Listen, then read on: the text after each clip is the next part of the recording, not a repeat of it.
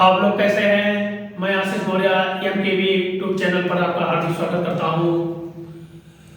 हम लोग इस समय प्रतिदिन यूपी बोर्ड 2024 की तैयारी के लिए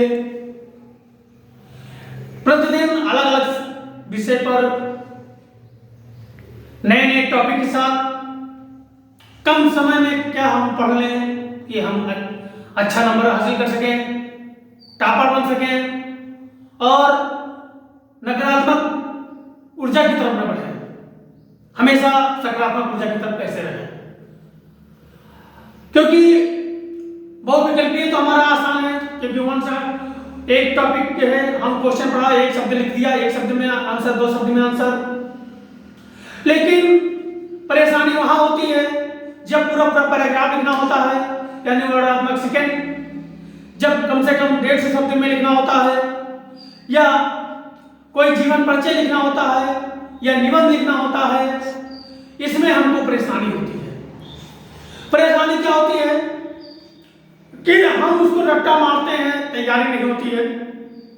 कोई लॉन्ग क्वेश्चन, हम कौन सा लॉन्ग क्वेश्चन पढ़ें या कौन सा देखें जो हमारी परीक्षा के लिए महत्वपूर्ण हो जाए, वो क्वेश्चन आ जाए।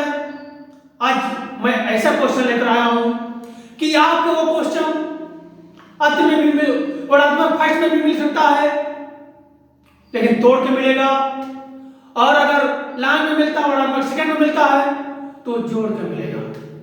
क्योंकि जब भी कभी भी क्वेश्चन आते हैं, चाहे वर्णात्मक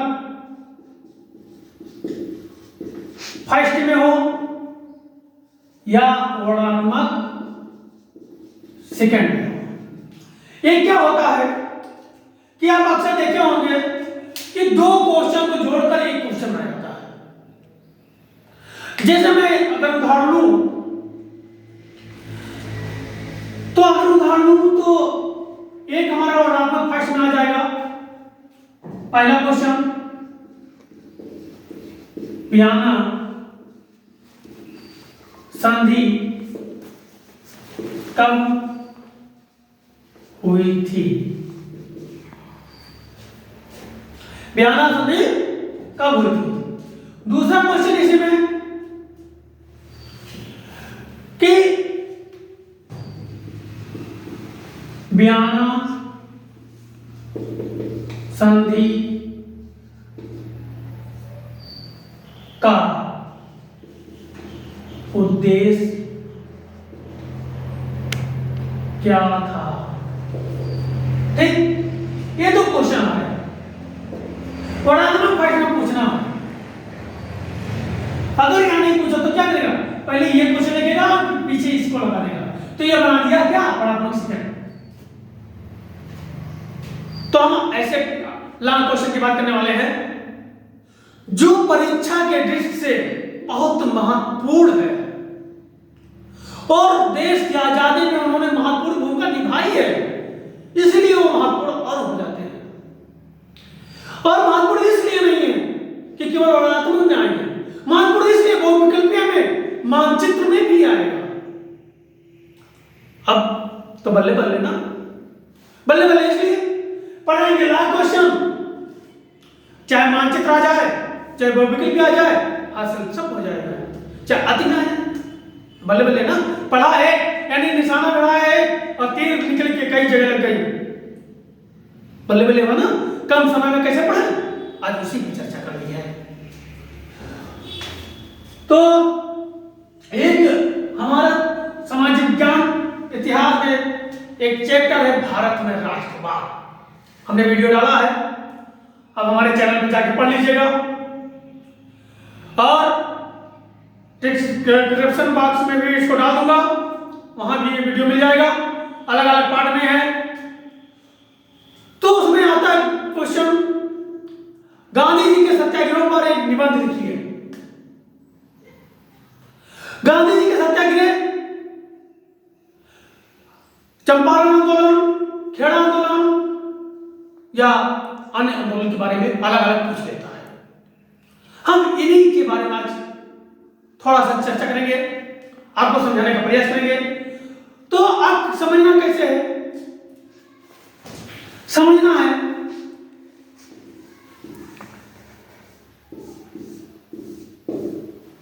ये हम आप हैं।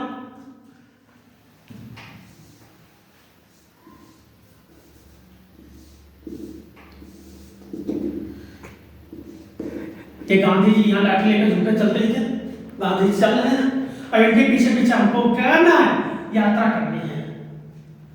भाई अगर कहानी में नहीं लेंगे तो मजा नहीं आएगा। हमको क्या करना है, गांधी जी के पीछे पीछे चलना है। गांधी जी झुके चल रहे हैं कहाँ, सत्याग्रह पे, और हमको भी चलना है गांधी जी के पीछे पीछे, क्योंकि जब तक हम चलेंगे नहीं तब तक जानेंगे कैसे। तो गांधी जी पहले कहां थे, सभी लोग जानते हैं दक्षिण अफ्रीका में थे। तो गांधी जी पहले कहां थे, दक्षिण अफ्रीका में, अफ्रीका में थे। और ये 1916 में भारत आते हैं और यहीं से शुरू होता है यात्रा।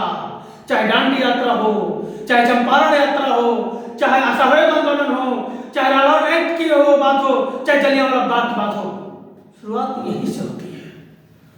हम साथ पकड़ लेते हैं गांधी जी का, पीछे छोड़ेंगे नहीं। जब तक 5 नंबर पकड़ नहीं हो जाता पीछा नहीं छोड़ेंगे।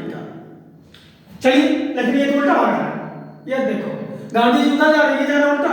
अरे सर सीधा चल भाई, गांधी जी इधर जा रहे हैं, इधर भागना है, उनके पीछे चलना है। तो भागना है तो क्वेश्चन मार्क क्या आता है, हम इसको पहले देखते हैं और इसके बाद गांधी जी के साथ साथ चलते हैं। तो क्वेश्चन आता है, प्रश्न उठता है, महात्मा गांधी के द्वारा किए गए सत्याग्रह, किए गए सत्याग्रह पर निबंध लिखिए। ठीक, क्या आएगा, महात्मा गांधी के द्वारा किए गए सत्याग्रह पर एक निबंध लिखिए। एलान क्वेश्चन आएगा। दूसरा मांगी यही क्या आएगा, रूप बदला होगा। क्वेश्चन क्या आता है, महात्मा गांधी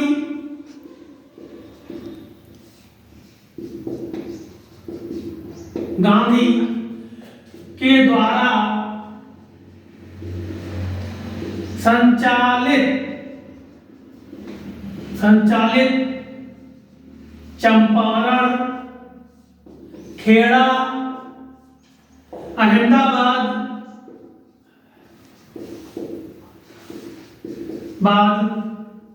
आंदोलनों का उल्लेख कीजिए।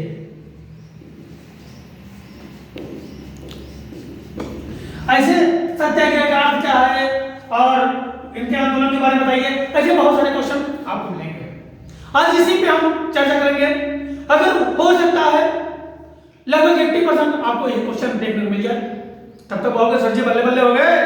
क्योंकि बल्ले बल्ले इसलिए हो गया क्योंकि जो आपने बताया वही क्वेश्चन में आ गया और मेरा 5 नंबर 6 नंबर क्या हो गया, पक्का हो गया। हम उसी पे चलते हैं। अब बात उठाते हैं चंपारण सत्याग्रह का। जब महात्मा गांधी 1916 में भारत आते हैं दक्षिण अफ्रीका से, तो जब नई जगह पे जाते हैं तो क्या मन करता है, कहीं टहलने घूमने। जैसे उदाहरण तौर पर हम बुआ के जाते हैं, मौसी के जाते हैं, मामा के जाते हैं, क्या करते हैं, मामा के बैठे रहते हैं, तब मामा के बैठे रहते हैं।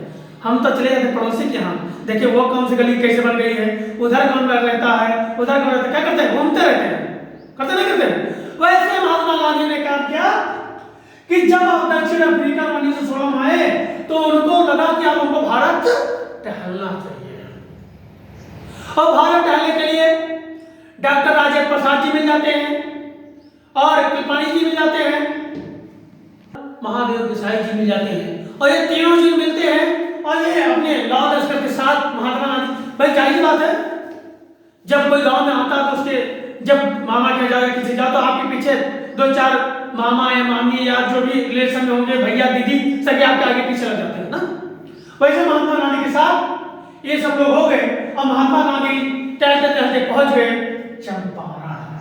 कहां पहुंचे? चंपारण। अब हम यहीं पे बात करते हैं चंपारण।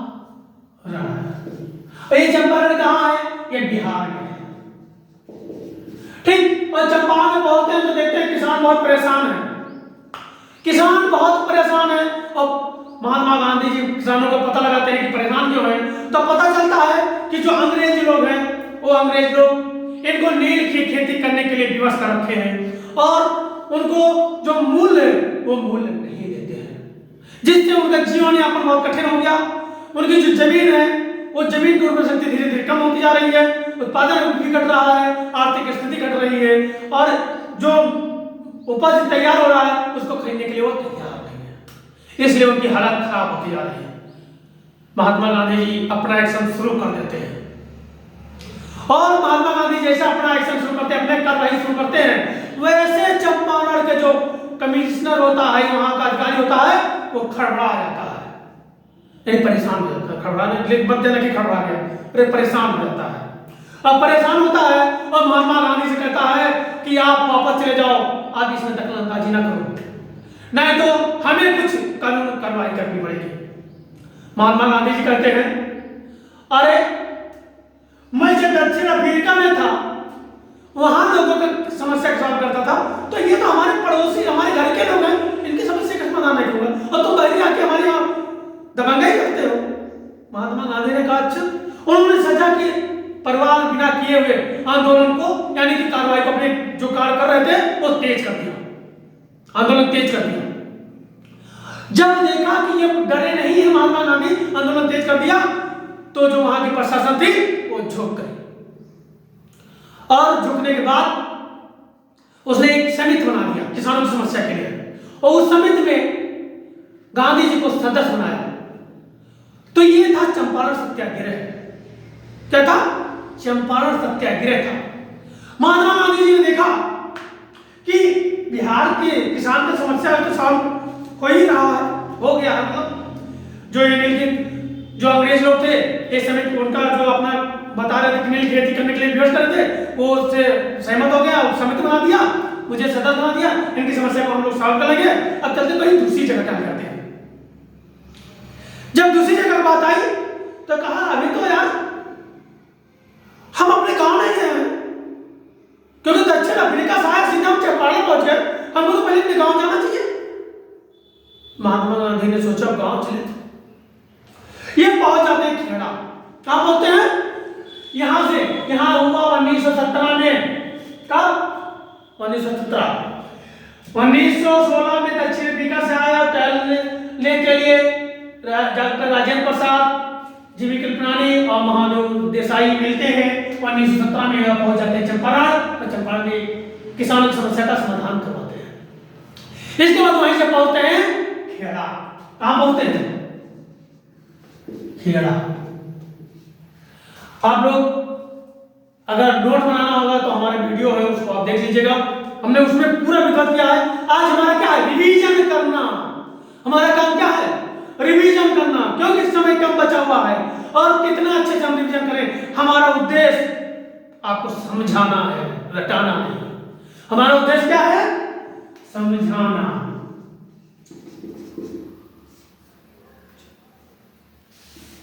समझाना। और समझाएंगे कब? समझेंगे कब?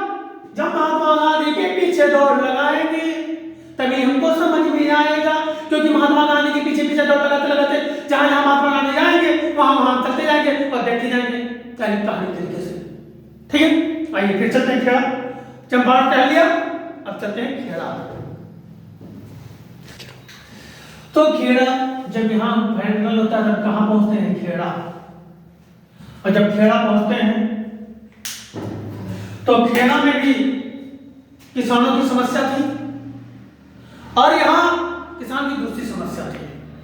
बिहार में चंपारण में क्या था? नील की खेती करने के लिए व्यवस्था करते थे। और जब हम यहाँ आते हैं खेड़ा, महात्मा ने तो हम लाठी नहीं दिया, बताओ। अरे लाठी नहीं दे दो भैया, बिना लाठी के कैसे चलेंगे? लाठी पकड़ के चलने दो। जब पहुंच गए कहाँ? खेड़ा। और खेड़ा पहुंचे 1917 में। उन्हें वहां से हम घूमे टहले, वहां समस्या सॉल्व किया, खेड़ा पहुंच गए। और खेड़ा में देखते हैं कि वहां के जो किसान थे वहां पे खरीफ फसल उनकी नष्ट हो चुकी थी किसानों की, जिससे उनको राजस्व कर देने में असुविधा हो रही थी। लेकिन जो वहां की सरकार थी उनको विवश कर रही थी, लेकिन वहां के किसानों ने एक प्रार्थना पत्र तैयार किया और उनको दिया कि प्रभु मुझे माफ कर दो, मैं कर नहीं दे सकता, मेरा फसल बर्बाद हो चुका है, नष्ट हो चुका है। लेकिन वो सीना ताने, मैं कुछ नहीं जानता, मुझे तो कर चाहिए तो चाहिए। ये स्थिति देखा महात्मा गांधी ने। तो महात्मा गांधी ने 22 मार्च 1917 में, सॉरी 22 मार्च 1918 में, 17 तो लास्ट हम चले पहुंचे ही है, क्या किया महात्मा गांधी ने युवाओं के साथ मिले और युवाओं के साथ विभिन्न खेड़ा जिले की भी, और खेड़ा जिला पड़ता कहां, याद रखिएगा, गुजरात। कहां पड़ता है? गुजरात। और गुजरात के खेड़ा जिले में महात्मा गांधी ने वहां भ्रमण किया, युवाओं को इकट्ठा किया और सत्याग्रह आंदोलन शुरुआत कर दिया। ठीक जैसे वहां आंदोलन शुरुआत किया था ऐसे यहां भी आंदोलन शुरुआत कर दिया और कर देने से मना कर दिया कि कर नहीं, भाई फसल बर्बाद हो चुकी है, कर कहां से देंगे। तो इसलिए इन्होंने सत्याग्रह आंदोलन शुरू किया।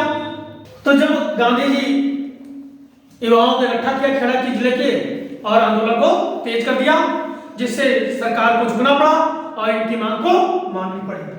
ठीक है, तो ये खेड़ा आंदोलन हुआ। अब खेड़ा जब आंदोलन हो गया, देखो हमारा काम है आपको हिंट देना।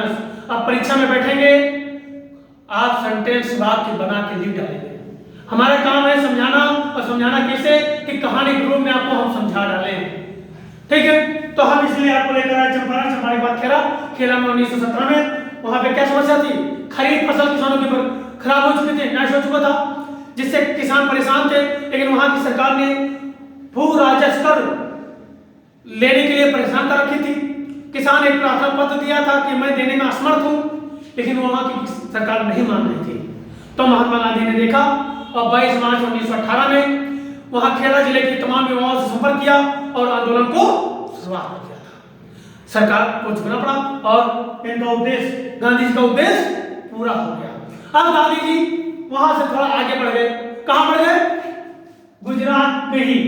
जब खेड़ा से, तो खेड़ा में देखा कि बगल के गांव में भी आग लगी पड़ी है, बगल के गांव में आग लगी मतलब वहां भी बवाल चल रहा है।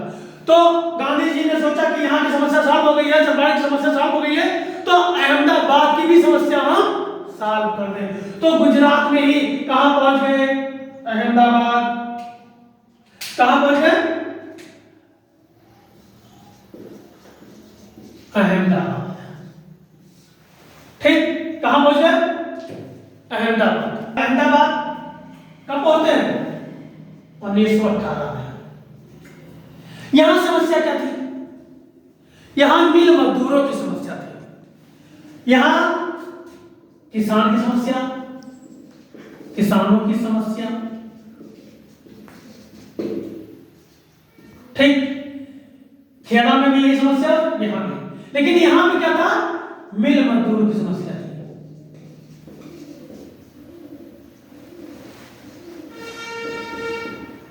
अब क्या समस्या थी मिल मजदूरों की? कि 1917 और 18 में जो प्लेग महामारी फैली थी, उस महामारी में बहुत से जो मजदूर थे वो मर गए, हटा दिए गए। यानी कि मजदूरों की संख्या उस महामारी में कम हो गई। तो जो मिल मालिक थे, देखा कि हमारे यहां मजदूरों की संख्या निरंतर घट रही है, उत्पादन बढ़ाने के चक्कर में इन्होंने क्या किया? मिल मजदूरों को 75% बोनस देने का ऐलान किया। और ठीक है, तो जब गुजरात अहमदाबाद 1918 पहुंचे तो वहां देखा कि प्लेग से, महामारी से वहां के मजदूरों की संख्या मिल में कम हो गई। तो मिल मजदूरों को आकर्षित करने के लिए, लालच देने के लिए क्या किया? 75% प्लेग बोनस के नाम से मजदूरों को देना शुरू कर दिया। जैसे अभी कोरोना महामारी आई थी, सभी लोग देखे होंगे, कोरोना महामारी में बहुत लोगों के रोजगार छिन गया। बहुत लोग को देखा पैदल अपने अपने रोजगार छोड़कर अपने अपने गांव हो गए, खाद्यान्न की समस्या आ गई। और उसी समस्या में यहां भी समस्या आई। जब प्लेग में तो सर मिल मालिक ने क्या किया कि मजदूर को अपने यहाँ रोकने के लिए आकर्षक दिया, लालच दिया कि 75% सैलरी का 75% फ्लैग बोनस के नाम पर उनको अतिरिक्त दिया गया। लेकिन जैसे महामारी की सामान्य स्थिति बनी, और जब सामान्य स्थिति बनी तो ये क्या किया, इसको देना बंद कर दिया, मिल मालिक ने देना बंद कर दिया। और उधर जो मजदूरी थी वो भी कम कर दिया, कटौती कर दिया। अब इससे क्या हुआ, मजदूर लोग परेशान हो चुके कि जो मजदूरी थी वो भी कम हो गई है, जो ये बोनस मिल रहा था ये भी बंद हो गया, ये भी परेशान हो गए। तब महात्मा गांधी तो क्या किया, मिल मजदूरों ने 22 फरवरी 1918 को मिल में तालाबंदी की घोषणा कर दिया। वहीं पे महात्मा गांधी जी ने साथ भी दिया, और साथ दिया जिससे सरकार को सुख न पड़ा और 35% बोनस देने का वादा किया। तो ये था 3 आपके सत्याग्रह के बारे में। तो ये क्वेश्चन हमारा, हमको उम्मीद है कि आपको समझ आ गया होगा, क्योंकि हमने आपको समझाने का प्रयास किया है कि आप परीक्षा में अगर आ जाए तो कैसे कैसे लिखेंगे। तो हमने चंपारण, खेड़ा और अहमदाबाद के गांधी जी के साथ यात्रा कर लिया है, और हमें उम्मीद है ये यात्रा आपको बहुत अच्छा लगा होगा, बहुत आनंद मिला होगा, क्योंकि जब किसी के साथ हम यात्रा करते हैं, घूमते हैं, तो आनंद तो मिलता ही है। इसी के साथ अगर आप पहली बार चैनल पर आए हैं तो चैनल को सब्सक्राइब कर लें और नोटिफिकेशन और बेल आइकन को दबा दें, जिससे नए नोटिफिकेशन आपको मिलता रहे। और अगर समझ में आ गया हो तो कमेंट करके बता भी सकते हैं और लाइक कर सकते हैं कि हाँ, जिससे हमको उत्साह मिले और गांधी जी की यात्रा और आगे हम लाला लाइट के शहर जलियांवाला बाग तक हम और यात्रा आगे करा सकें। लेकिन जब आप हमको उत्साह देंगे, उत्साह कैसे देंगे, कमेंट के करके, लाइक करके और वीडियो को अधिक से अधिक शेयर करके, तभी हमको उत्साह मिलेगा, जोश मिलेगा, और हम आपको और आगे की यात्रा महात्मा जी के साथ कराएंगे। जय हिंद, जय भारत।